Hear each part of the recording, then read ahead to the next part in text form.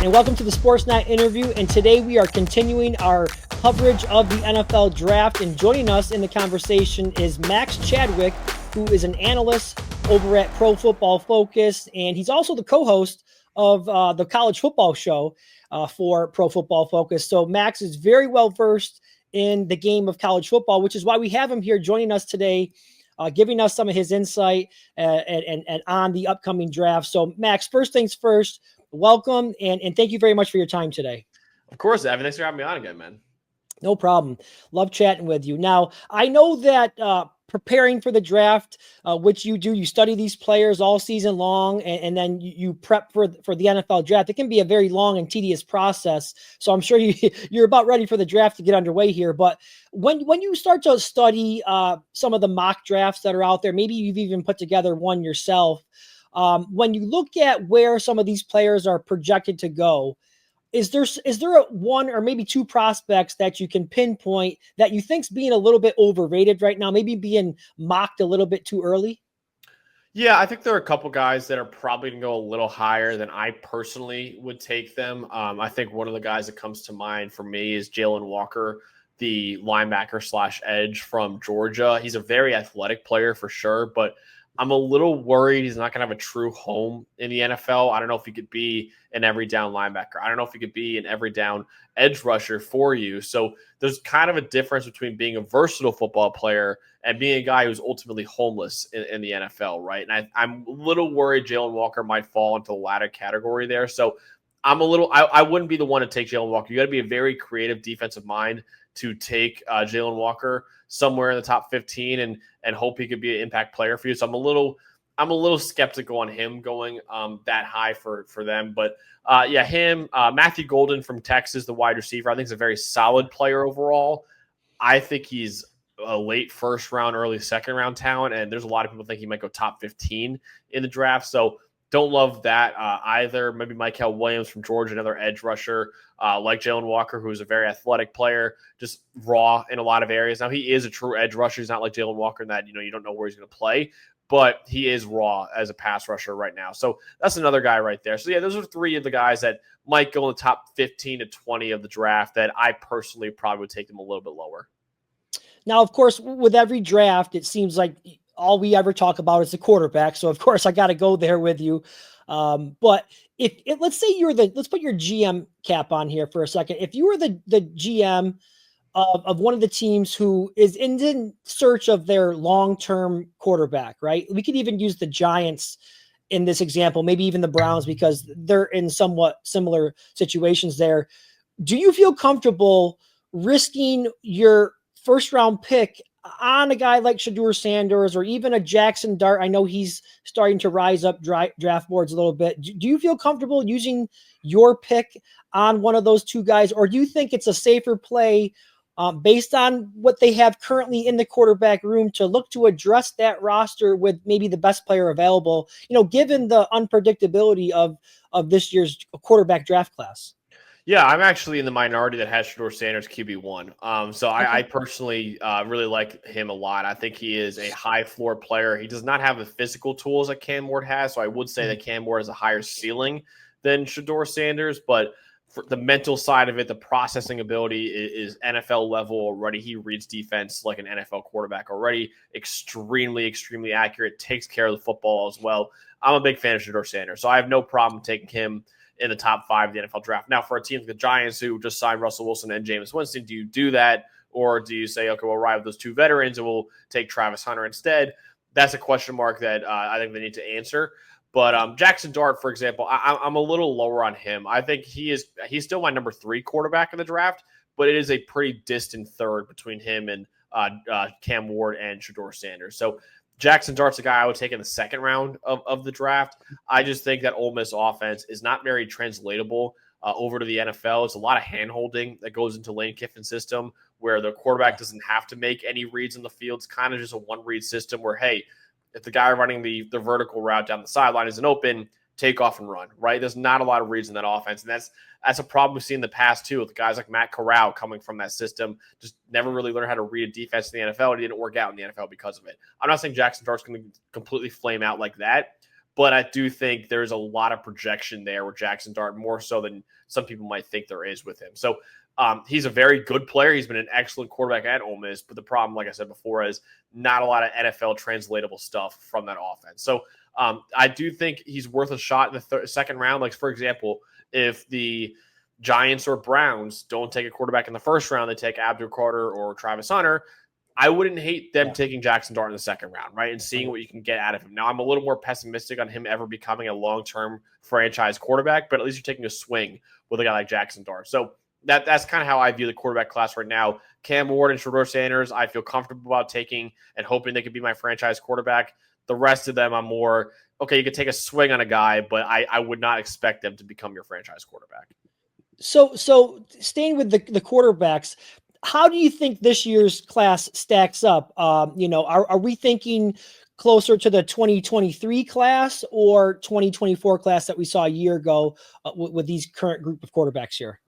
I would say worse than both of them. I think that the 2023 class, even, Bryce Young and CJ Stroud, I would say were pretty much miles better prospects than Cam Ward or Shedeur Sanders, right? So I don't think that's very comparable. The 2024 class blows us out of the water, right? You had the 6 quarterbacks at the top, or 6 quarterbacks in the top. I think 12 picks overall. It's never happened before in the NFL draft history. So it's going to go down as one of the greatest quarterback classes probably of all time. And we've seen it already pan out, right? Jaden Daniels was unreal as a rookie. Yeah. Bo Nix had a very strong rookie year. Michael Penix Jr., when he was inserted, looks really good as a Falcons quarterback. Caleb Williams showed flashes, and I think he'll still end up being a good quarterback. Drake May looks really good as well. J.J. McCarthy's in a great spot in Minnesota to succeed, right? So I would think that Cam Ward and Shedeur Sanders, if they were in last year's draft, and they could have been in last year's draft, if they were in it, and knowing what we would know now, they probably still would be at best the 4th quarterback taken, and if not lower. Like, they might be below all 6 of those guys last year. So how I would describe it is it's a little better than the 2022 class, because I think Cam Ward and Shedeur Sanders are better as prospects than anyone from that class. Remember, that class is the one where Kenny Pickett was the first quarterback taken at like number 22 overall, which is incredibly late nowadays for the first quarterback to go. So I think it's better than that one because of the 2 at the top, but there's not a lot of depth at the quarterback position. And I would say that even the 2 at the top, Cam Ward and Shedeur Sanders, are pretty are behind the top guys from last year and even the year before that too. Now, you said that you would feel comfortable with either Cam Ward or Shedeur Sanders, but if you're the Titans, because all the mocks have them going with Cam Ward right now, do you think it's a mistake to take Ward over Sanders, given that you have Sanders as your number 1 quarterback? Is it a mistake? No, I don't think it's a mistake. I probably wouldn't do it, but it's not a mistake at all. Like, I understand a guy like Brian Callahan, for example. He's a guy that coaches quarterbacks before. He kind of extracts the best out of them. So, and obviously this past year, Will Levis didn't work, but I think that's more on Will Levis than anything else.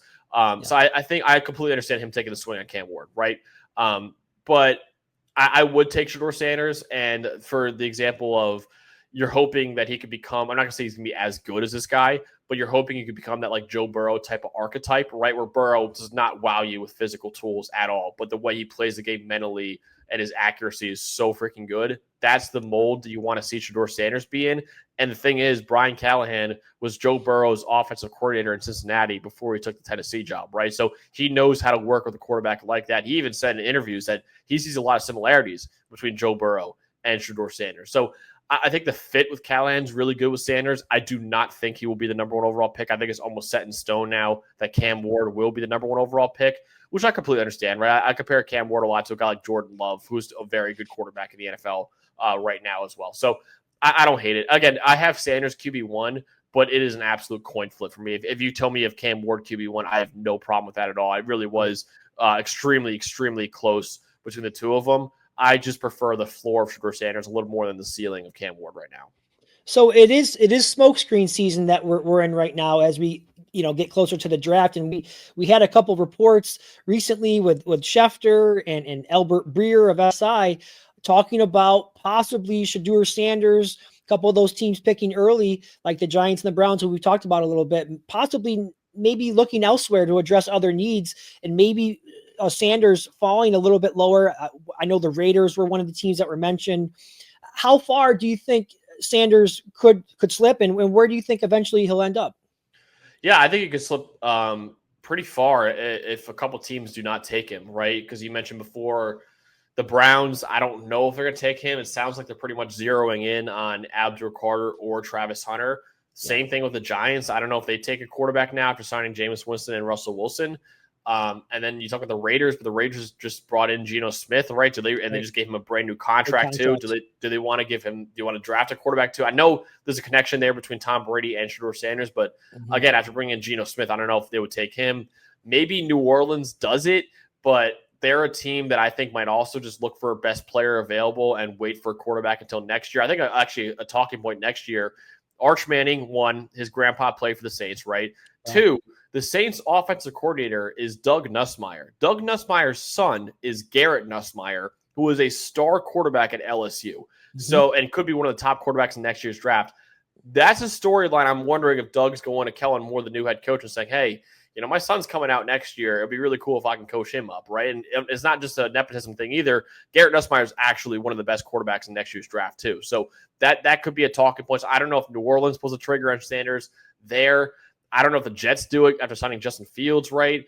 So then he starts falling a little bit. I think Pittsburgh at 21, I would be surprised if they didn't take Shedeur Sanders at that spot.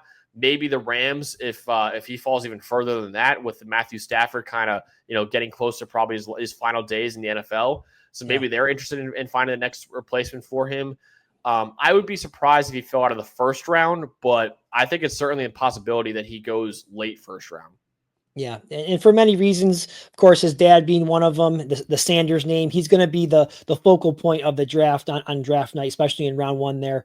Now, one of the other things I'm interested to get your opinion on here, because of your perspective, the way you guys view things, the lens you see it through, being more analytical at Pro Football Focus, as you've evaluated the prospects, do you think, can you name again one or maybe two that you think, based on the way they grade out for you guys over at Pro Football Focus, maybe they're not being talked about enough and you think could end up being a really good NFL player?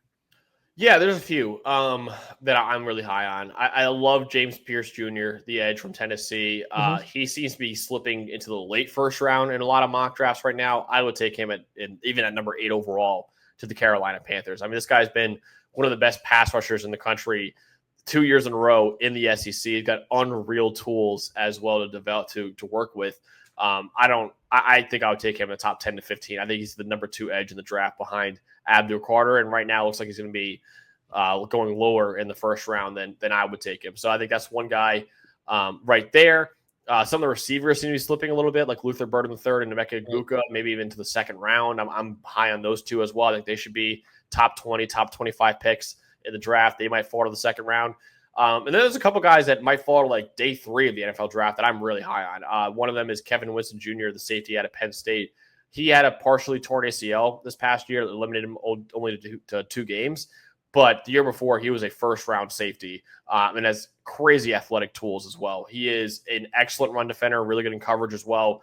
I think he would have been in the grouping with Malachi Starks and Nick Emmanwori as the best safety in the draft if he did not suffer the partially torn ACL, and he is fully recovered from it. So he might go late 3rd round, maybe early 4th round. Wherever he goes, he's going to be one of the biggest steals in the draft, in my opinion. The other one is Aeneas Peebles, the D tackle from Virginia Tech. He's probably going to go in the 4th or 5th round because he's not very big. He's only around 280 pounds for a D tackle, which is not big at all. But he has a deep bag of pass rushing moves. He's been arguably the best pass rusher at D tackle over the last 2 years of college football at Virginia Tech and at Duke before that. I am a big fan of Aeneas Peebles too. So those are a couple guys that I think maybe could be a little bit later in the draft that I think are a lot better than where they're going to go.